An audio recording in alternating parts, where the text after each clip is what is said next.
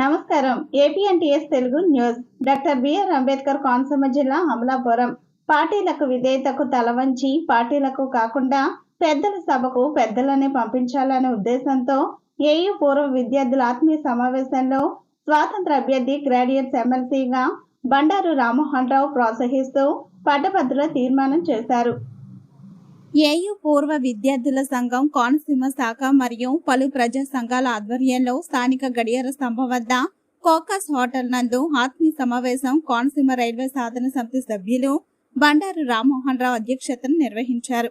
Andhra university పూర్వ విద్యార్థులలో ఒకరైన బండారు రామ్మోహన్ రావు ప్రజా సంస్థలపైన ముఖ్యంగా కోనసీమకు రైల్వే లైన్ ఏర్పాటుకు కృషి చేసి రైలు కోత ఆయన వల్లే సాధ్యమని, ఇలాంటి వ్యక్తి పెద్దల సభ గ్రాడ్యుయేట్స్ ఎమ్మెల్సీకు వెళ్లాలని పలువురు ఉద్యోగులు ఉపాధ్యాయులు ఆకాంక్షించారు.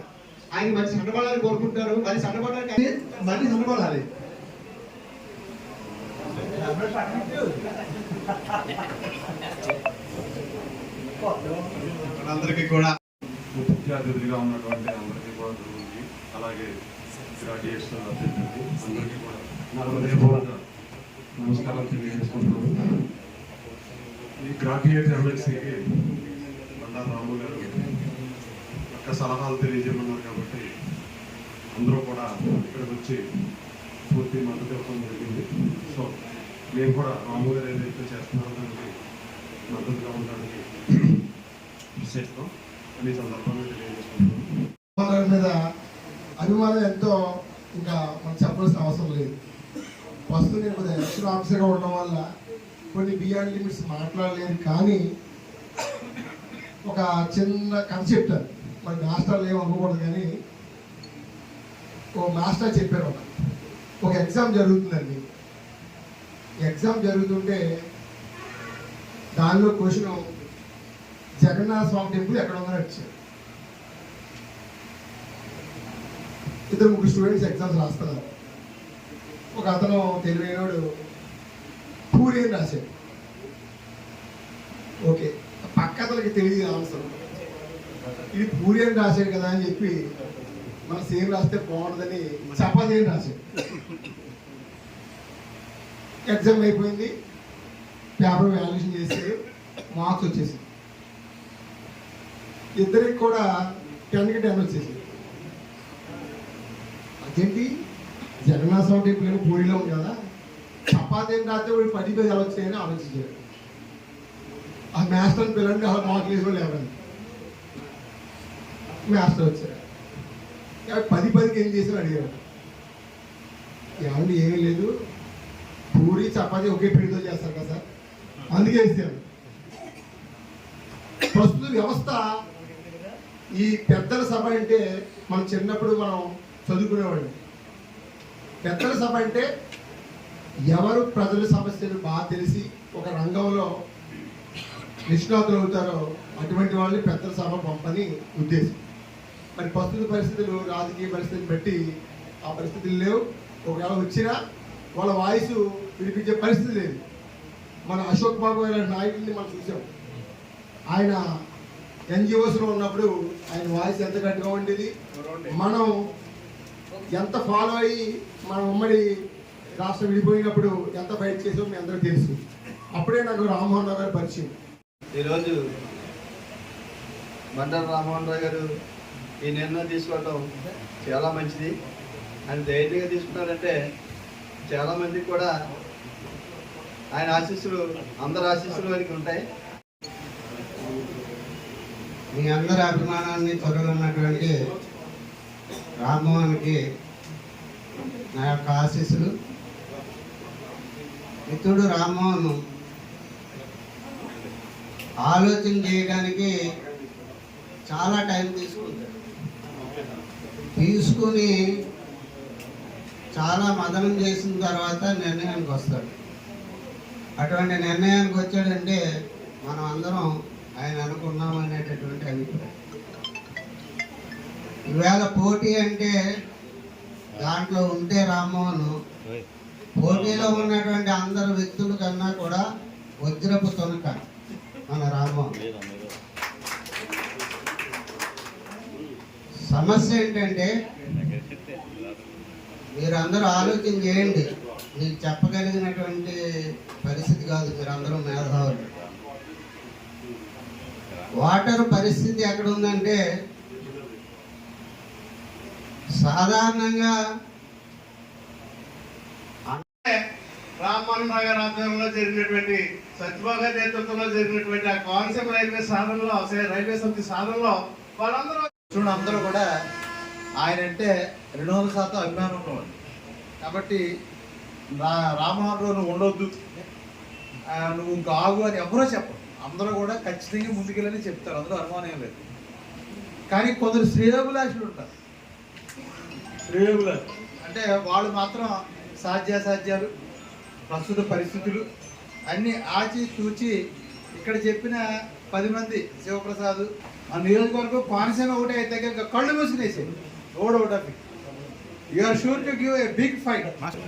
కానీ రాముడు గారు చెప్పారు, అవి ఒకసారి ఆలోచించి మనం అడిగేసి ఆ పెద్దలు ఒక కోరిక కూడా ఏర్పాటు చేసుకుని ముందుకెళ్ళమని ఒక మిత్రుడిగా నన్ను పేరు పెట్టి పిలిచేవాడు పైకి వెళ్తాడంటే ఆనందించుకోవడానికి ఉంటుంది. ఖచ్చితంగా కోఆపరేట్ చేస్తామని తెలియజేస్తూ మీకు ఇటువంటి ఉద్దేశం ఉన్నప్పుడు ఇటువంటి మీటింగ్ని ఇంకా ముందే ఎస్టాబ్లిష్ చేస్తుంది. మరి నేను పిలిచిన వాళ్ళందరూ కూడా వచ్చారు. నాకైతే ఇక్కడ సుమారు 10,000 మంది కనిపిస్తున్నారు. ఎలాగంటే ఇక్కడ ఉన్న వాళ్ళందరూ కూడా అధ్యాపకులు, ఉపాధ్యాయులు. అంటే గ్రాడ్యుయేట్ ఓటర్స్ని ప్రభావితం చేయగలిగే శక్తి కేవలం అధ్యాపకులకి, ఉపాధ్యాయులకి మాత్రమే ఉంది. కాబట్టి మరి నాకు నిజంగానే 10,000 మంది కనిపిస్తారు. అదేవిధంగా నేను చాలా అనుకుంటున్నాను, ఎందుకంటే ప్రభుత్వ ఉద్యోగులు కూడా ధైర్యంగా వచ్చి మరి ఇక్కడికి వచ్చి మాట్లాడారంటే అది మరి ఎస్టీఓ నుంచి ఆ యూనియన్ వచ్చారు, అదేవిధంగా మరి వీళ్ళందరూ కూడా వచ్చారు. అది మనకి ఒక రాబోయే విజయానికి ఒక సంకేతంగానే నేను భావించడం అన్నది జరుగుతుంది. ఇకపోతే మరి ఉభయ గోదావరి జిల్లాలు కదా, మనకు కేవలం కోనసీమకే పరిమితం కదా అనే అపోహ చాలా మందిలో ఉంది. మరి నేను మనం పరిచయ కేంద్రాల ఉద్యమాలు మొదలుపెట్టినప్పుడు కూడా కేవలం 6 మందితో మేము పరిచయ కేంద్రాల ఉద్యమాలు ప్రారంభించడం అన్నది జరిగింది. అది అంచెలంచెలుగా ఆ ఉద్యమం ఏ స్థాయికి వెళ్ళిందో కూడా తెలియదు, మీ అందరూ కూడా తెలిసిందే. మరి ఇక్కడ విద్యార్థులందరూ కూడా ఏ ప్రవేశ పరీక్ష రాయాలైనా, పోటీ పరీక్ష రాయాలైనా కాకినాడ, రాజమండ్రి పెట్టి రాసేవారు. అవి కోనసీమకే మనం తీసుకురావడం జరిగింది. ఆ నేపథ్యంలో చాలా పరీక్ష కేంద్రాలు వచ్చినప్పుడు కూడా కొంతమంది ఏమన్నారంటే, మీరు అన్ని సాధించారు కానీ ఎంసెట్ పరీక్ష కేంద్రాన్ని మీరు సాధించలేరని మమ్మల్ని ఛాలెంజ్ చేయడం అన్నది జరిగింది. ఎందుకంటే అన్ని వస్తాయి కానీ ఎంసెట్ కేంద్రం రాదన్నారు. దాన్ని కూడా మేము సాధించి మన టీం సాధించి చూపించడం అన్నది జరిగింది. అదేవిధంగా మరి సమైక్యాంధ్ర ఉద్యమంలో మొట్టమొదటి రోజు కేవలం 6 మాత్రమే గడియాల సెంటర్ సెంటర్లో మేము కూర్చోవడం అన్నది జరిగింది. ఎవరు కూడా దేశకి కూర్చోవడం రమ్మంటే ఎవరు కూడా రాలేదు. 6తోనే స్టార్ట్ చేస్తాం. ఆ తర్వాత అంటే 6 తర్వాత ఎవరు కూడా రాలేదు. అప్పుడు ఎస్టీయూ టీచర్స్ ముందుకు వచ్చి మేము వచ్చి కూర్చుంటామని అంటామని జరిగింది. అదేవిధంగా అప్పుడు ఏబీవీ విద్యార్థులు కూడా ఒక కుర్రాడు యాక్టివ్గా ఉన్న పేరు గుర్తు రావట్లేదు, ఎర్రగొండ వాళ్ళు కూడా మన్నాడు వచ్చి ఎస్టీయూ టీచర్స్, ఏబీవీ విద్యార్థులు కూడా కూర్చున్నారు. 3వ రోజు నుంచి అది ఉద్యమం ఊపందుకోవడం అనేది జరిగింది. ఆ తర్వాత సమైక్యాంధ్ర ఉద్యమం ఏ స్థాయికి వెళ్ళిందో కూడా తెలిసింది. సీమాంధ్ర దగ్గర మన గడియాల స్తంభం దగ్గర జరిగిన సమైక్యాంధ్ర ఉద్యమం స్ఫూర్తిదాయంగా నిలిచిన విషయం మనందరూ కూడా తెలిసిందే. అప్పుడు ఆర్టీఓ గారు ఒకటే అన్నారు, ఆ ఉద్యమం టైంలో దివాకర్ని నన్ను పిలిచి, మీరు ఈ ఉద్యమం చూస్తే నాకు చాలా ఆనందం వేస్తుంది, మీరు అమలాపురం ఒక పాఠం నేర్పారు అన్నారు. ఏంటంటే పాఠం అమలాపురం అంటే అంతవరకు కూడా ఏ కార్యక్రమం జరిగినా సరే కులంలో చూసేవారు, ఇది ఎవరు చేస్తున్నాడు అంటే ఆ సంబంధిత వర్గాల వరే దాన్ని సపోర్ట్ చేయడం వాళ్ళకి సాధారణంగా జరిగింది. అయితే మొట్టమొదటిసారిగా దాన్ని బ్రేక్ చేసింది ఏంటంటే సమైక్యాంధ్ర ఉద్యమం.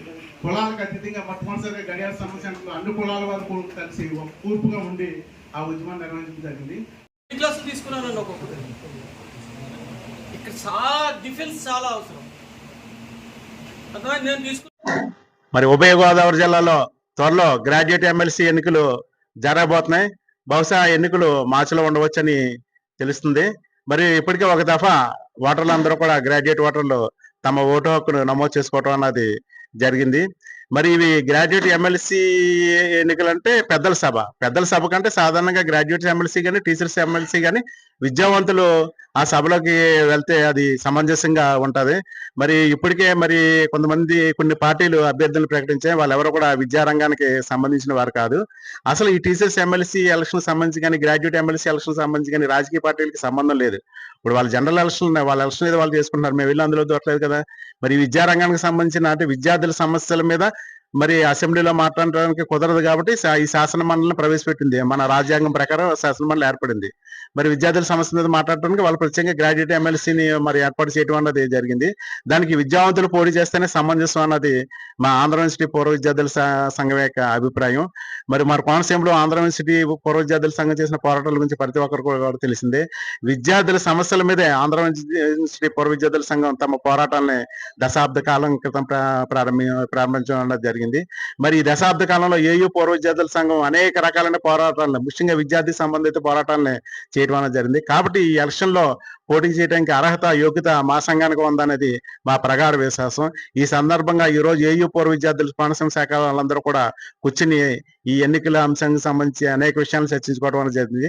చర్చించుకోవడం ద్వారా మరి మా సంఘ సభ్యులందరూ కూడా అధ్యక్షుడుగా ఉన్న నన్ను రాబోయే గ్రాడ్యుయేట్ ఎమ్మెల్సీ ఎలక్షన్ లో మరి పోటీ చేయమని వాళ్ళందరూ కూడా ఈ రోజు సమావేశం తీర్మానం చేయడం ద్వారా తెలియజేశారు. వాళ్ళ తీర్మానాన్ని మరి నేను సమ్మతిస్తూ రాబోయే ఎమ్మెల్సీ గ్రాడ్యుయేట్ ఎలక్షన్ లో పోటీ చేస్తానని ఈ సందర్భంగా తెలియజేస్తాను. ముఖ్యంగా ఇండిపెండెంట్ అభ్యర్థిగా పోటీ చేయబోతున్నానని ఈ సందర్భంగా మీ అందరూ కూడా విన్నవించుకుంటున్నాను.